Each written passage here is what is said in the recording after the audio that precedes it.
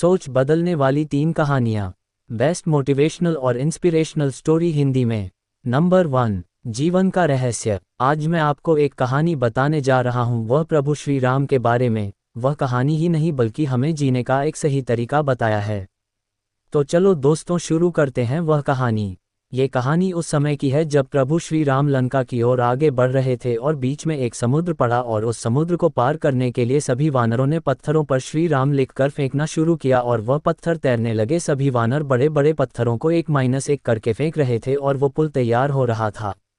लेकिन दूर पर एक वानर ने देखा कि छोटी सी गहलेरी छोटे छोटे से पत्थरों को उठा रही है और उस पर श्रीराम लिख रही है और पानी में फेंक रही है। ये देखकर वानर गिलहरी पर मुस्कुराने लगा, हंसने लगा कि छोटी सी गिलहरी, तू छोटे छोटे पत्थरों को फेंक रही है पानी में, इससे क्या होगा, इन छोटे छोटे पत्थरों को फेंकने से कुछ नहीं होगा और ऐसे तो पुल बनने में सालों लग जाएंगे और प्रभु श्री राम कभी भी लंका नहीं पहुंच पाएंगे। ये देखकर सभी वानर वहां इकट्ठा हो गए और उस गिलहरी पर हंसने लगे। इस घटना को प्रभु श्री राम बहुत गौर से देख रहे थे। प्रभु श्री राम और वानरों के पास आए, रुके और कहा, जिस प्रकार आप सभी अपना सहयोग दे रहे हैं, इस छोटी सी गहलरी का सहयोग भी उतना ही महत्वपूर्ण है जितना आप सभी का है। आप सभी जिन बड़े बड़े पत्थरों को फेंक रहे हैं और पुल को बना रहे हैं, उन सभी बड़े बड़े पत्थरों को जोड़ने का काम छोटी गहलरी द्वारा फेंके गए छोटे पत्थरों के द्वारा हो रहा है। यदि यह छोटी गहलरी छोटे पत्थर ना फेंकती तो बड़े। प्रभु श्री राम की बातें सुनकर उन सभी वानरों को उस छोटी सी गिलहरी के सहयोग का एहसास हुआ और सभी ने उस छोटी सी गिलहरी को धन्यवाद दिया। उसके बाद प्रभु श्री राम ने उस छोटी सी गिलहरी के पीठ पर हाथ फेरा और कहते हैं, वही उंगलियों के निशान आज तक उन गिलहरियों के पीठ पर आज तक है। कहानी से सीख। हम कई बार अपनी जिंदगी में ये सोचकर मदद नहीं करते हैं कि हमारी यह छोटी सी मदद किस इंसान को, किस व्यक्ति को क्या फ़र्क देगी, लेकिन आप नहीं जानते कि आपकी छोटी सी मदद किस इंसान को, किस व्यक्ति को कितना बदल सकती है। इसलिए आप अपने जीवन में अपनी ओर से जितना भी सहयोग किसी के लिए कर पाए वो सहयोग जरूर दें। ऐसे ही महान कहानियाँ पढ़ने के लिए आप मेरे साथ जुड़े रहे। आशा करता हूँ कि आपको प्रभु श्री राम की मोटिवेशनल कहानी पढ़कर अच्छे लगी होगी। बेस्ट मोटिवेशनल और इंस्पिरेशनल स्टोरी हिंदी में। नंबर 2, हार गया लेकिन खुद से जीत गया। दोस्तों, हरीश नाम का एक लड़का था। उसे दौड़ने का बहुत शौक था। वह कई मैराथन में हिस्सा ले चुका था, परंतु वह किसी भी रेस को पूरा नहीं करता था। एक दिन उसने ठान लिया, चाहे कुछ भी हो जाए, कि वह रेस पूरी जरूर करेगा। अब रेस शुरू हुई। हरीश ने भी दौड़ना शुरू किया। धीरे धीरे सारे धावक आगे निकल रहे थे, मगर हरीश थक गया था, वह रुक गया। फिर उसने खुद से बोला, अगर मैं दौड़ नहीं सकता तो कम से कम चल तो सकता हूँ। उसने ऐसा ही किया है, धीरे धीरे चलने लगा। वह आगे जरूर बढ़ रहा था, मगर वह बहुत ही थक गया था और पकने के कारण वह नीचे गिर पड़ा। उसने खुद को बोला, मैं कैसे भी करके आज दौड़ को जरूर पूरा करेगा। वह जिद करके वापस उठा और लड़खड़ाते हुए आगे बढ़ा। अंततः अपनी रेस को पूरी कर पाया। दोस्तों, माना कि वह रेस हार चुका था, लेकिन आज उसका विश्वास उसके चरम पर था। आज से पहले वह कभी भी रेस को पूरा नहीं कर पाया था। वह जमीन पर पड़ा हुआ था क्योंकि उसकी मांसपेशियों में खिंचाव और दर्द हो रहा था, लेकिन वह बहुत खुश था क्योंकि आज वह हार कर भी जीत गया था। कहानी से सीख। दोस्तों, हम लोग भी ऐसे ही गलतियां कई बार करते हैं अपने लाइफ में। कोई काम पूरा ना हुआ तो उसे छोड़ देते हैं, लेकिन याद रखिए, हमें हरीश की कहानी से यह सीख मिलती है कि अगर हम लगातार आगे बढ़ते रहें तो एक दिन हम हार कर भी जीत जाएंगे। छोटे छोटे कदम आगे बढ़ाते जाओ और आगे बढ़ते जाओ।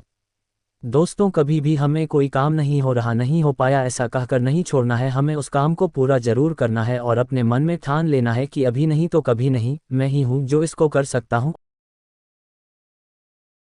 बेस्ट मोटिवेशनल और इंस्पिरेशनल स्टोरी हिंदी में। नंबर 3, क्रोध का विनाश।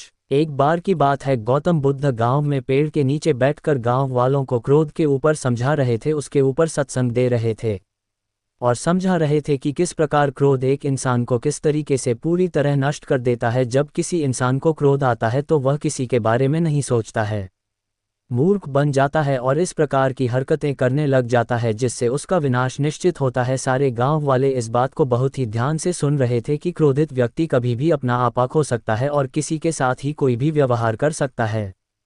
जब यह इसे विषय आगे बढ़ने लगा तो गांव वाले इस विषय को बहुत ही ध्यानपूर्वक सुनने लगे, लेकिन बीच में बैठा हुआ व्यक्ति थोड़ा विचलित हो रहा था। उसे लग रहा था कि यह सारी की सारी बातें उसे सुनाई जा रही है, क्योंकि उसे बहुत क्रोध आता था। जैसे जैसे यह विषय से आगे बढ़ता गया उस व्यक्ति का क्रोध और बढ़ता गया और अपने स्थान से खड़ा होकर गौतम बुद्ध के पास गया, उनके मुंह पर थूक दिया और कहने लगा, क्या फालतू की बातें कर रहे हो, क्या बकवास कर रहे हो, हमें तुम्हारी यह फालतू की बातें नहीं सुनना, जहां से चले जाओ। जब गांव वालों ने देखा कि वह व्यक्ति गौतम बुद्ध के साथ किस प्रकार का व्यवहार कर रहा है, गांव वाले गुस्सा हो गए और उसे मारने के लिए दौड़ पड़े। लेकिन गौतम बुद्ध अभी भी शांत थे और उसी मनोभाव में थे जिस प्रकार पहले वह सत्संग दे रहे थे। बुद्ध ने उन व्यक्तियों को रोका और कहा कि नहीं, इस व्यक्ति को कुछ मत कहिए, इस व्यक्ति की कोई गलती नहीं है, इस व्यक्ति को क्रोध आ रहा है और क्रोध में ऐसा होना निश्चित है, इसमें इसकी कोई गलती नहीं है। सभी गांव वाले आश्चर्यचकित हो गए कि गौतम बुद्ध के साथ इस व्यक्ति ने इतना कुछ किया, लेकिन गौतम बुद्ध अभी भी शांत है और उस व्यक्ति के खिलाफ कोई भी बात नहीं सुन रहे हैं। थोड़ी देर के बाद वह व्यक्ति वहां से चला गया और सारे लोग अपने क्रियाकलाप में लग गए। रात में जब वह व्यक्ति सोया तब उसे अपनी गलती का एहसास हुआ। सुबह उठकर वह जल्दी गौतम बुद्ध के पास पहुंचा और उनके पैरों में गिरकर रोने लगा, कहने लगा कि मुझसे बहुत ही बड़ी गलती हो गई है, मुझे माफ़ कर दीजिए कि मैंने आपको कल बहुत ही अपशब्द कहे, बहुत ही बुरा व्यवहार किया और इसके लिए आप जो सज़ा मुझे देना चाहते हैं वो दें। गौतम बुद्ध ने उस व्यक्ति को उठाया और कहा कि मैं बीते हुए दिनों की बातों को याद नहीं रखता और तुम्हें भी यही करना चाहिए। तुमने अपनी गलती मानी और उससे सीख ली। कहानी से सीख। क्रोध हर एक इंसान को आता है और वह अपने साथ बहुत कुछ लेकर जाता है, इसलिए अगर आपकी ज़िंदगी में भी कभी क्रोध आता है तो उस समय के गुजर जाने का इंतज़ार कीजिए, क्योंकि क्रोध थोड़े समय के लिए आता है लेकिन मैं आपकी ज़िंदगी से बहुत कुछ लेकर चला जाता है। क्रोध पर विजय पाने का एक तरीका है उस वक्त की जाने का इंतज़ार कीजिए जिस वक्त पर आपको क्रोध आया है, उस वक्त पर आप शांत रहिए और उस पल के गुजर जाने का इंतज़ार कीजिए, जिससे आपकी ज़िंदगी में सब कुछ अच्छा होगा।